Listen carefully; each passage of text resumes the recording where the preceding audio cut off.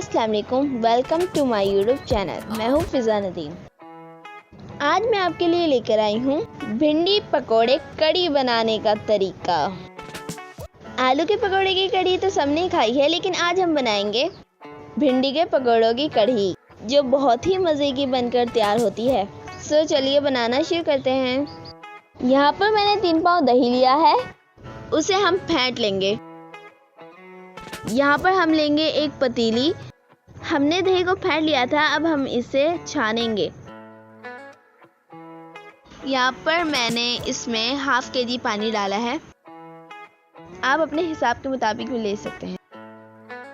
यहाँ पर मैंने लिया है 1 कटोरी बेसन, ये ½ पाव है। इसे मैंने छान लिया है। जब भी बेसन इस्तेमाल करें इसे छान लिया करें। यहाँ पर मैं डालूंगी 1 चम्मच सूखा धनिया। मैंने यहाँ पर लिया है ½ चम्मच नमक, आप अपने हिसाब के मुताबिक भी ले सकते हैं। 2 चम्मच हम लेंगे कुटी हुई मिर्च। यहाँ पर हम लेंगे ½ चम्मच कश्मीरी लाल मिर्च और ½ चम्मच ही हम यहाँ पर डालेंगे हल्दी। इसे मैं यहाँ पर अच्छी तरह से मिक्स करूँगी ताकि इसमें कोई लम्स वगैरह ना रहे।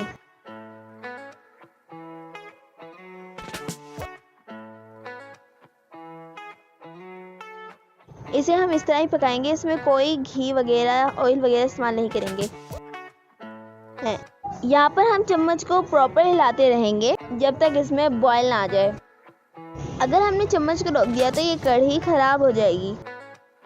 इसे बॉयल होने में 7 से 8 मिनट लग जाएंगे।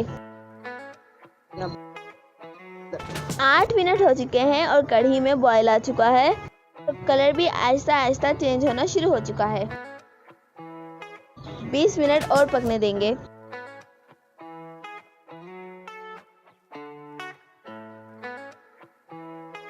इसे पकते हुए 20 मिनट हो चुके हैं और अब ये काफ़ी गाढ़ी हो चुकी है। हमारी कढ़ी बनकर तैयार है। अब हम इसे ढककर साइड पे कर देंगे। यहाँ पर मैंने ली है ½ kg भिंडी। इन्हें मैंने धोकर अच्छी तरह खुश्क कर लिया है। तो हेड और टेल काट लेंगे। इसी तरह हम सारी भिंडियों को काट लेंगे। एक भिंडी में से हमने 2 पीसेस कर लेने हैं। भिंडी को हमने बड़ा काटना है, बारीक नहीं काटना है। यहाँ पर हम एक बाउल लेंगे। यहाँ पर हम लेंगे 2 बड़े चम्मच बेसन, 1/4 चम्मच नमक, 1.5 चम्मच कश्मीरी मिर्च, आधी चम्मच हल्दी डालेंगे। 1 गिलास मैंने यहाँ पर पानी लिया है, इसे थोड़ा थोड़ा करके डालेंगे और इसका गाढ़ा सा पेस्ट बना लेंगे। हमने इस तरह का पेस्ट बनाना है। इसमें कटी हुई भिंडियाँ डालेंगे और इन्हें अच्छी तरह से मिक्स कर लेंगे। और यहाँ भी मैंने बेसन ½ पाव लिया है। भिंडियों को हमने रेस्ट नहीं देना है। मसाला लगाने के बाद फ़ौरन से हमने इनके पकोड़े बना लेने हैं, क्योंकि भिंडियाँ लेस छोड़ती हैं। यहाँ पर मैंने फ्राई पैन लिया है, इसमें मैं घी डालूंगी तकरीबन 1 पाव। पहले हम यहाँ पर भिंडी डालकर देखेंगे कि घी सही से गर्म हुआ है या नहीं। इसी तरह हम एक एक भिंडी को डालते जाएंगे। इसमें टाइम तो लगता है, लेकिन भिंडियाँ हमने एक एक करके डालनी है। चूल्हे को हम यहाँ पर लो रखेंगे। भिंडियों को हमने कम आंच पर पकाना है। अगर हम तेज़ आंच पर पकाएंगे तो भिंडियाँ अंदर से कच्ची रह जाएंगी। इन्हें पकने में 7 से 8 मिनट लग जाएंगे और इसी तरह इनकी साइड चेंज करते रहें। ये आलू के पकौड़ों की निस्बत थोड़ा सा टाइम ज़्यादा लेती हैं।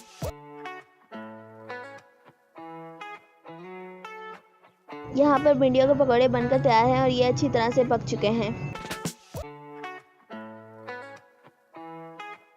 अब हम इन्हें निकाल लेंगे। इसी तरह हमने भिंडियों के सारे पकौड़े बनाने हैं।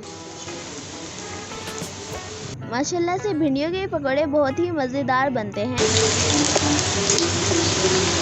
भिंडी के पकौड़े बनकर तैयार हैं। इन्हें हम कढ़ी में डाल देंगे और कढ़ी में हम इन्हें मिक्स कर लेंगे। इसके लिए हम तड़का तैयार करेंगे। पकोड़ों का घी हम यहाँ पर इस्तेमाल करेंगे। यहाँ पर हमने डाला है तेज पत्ता और साबित गरम मसाला।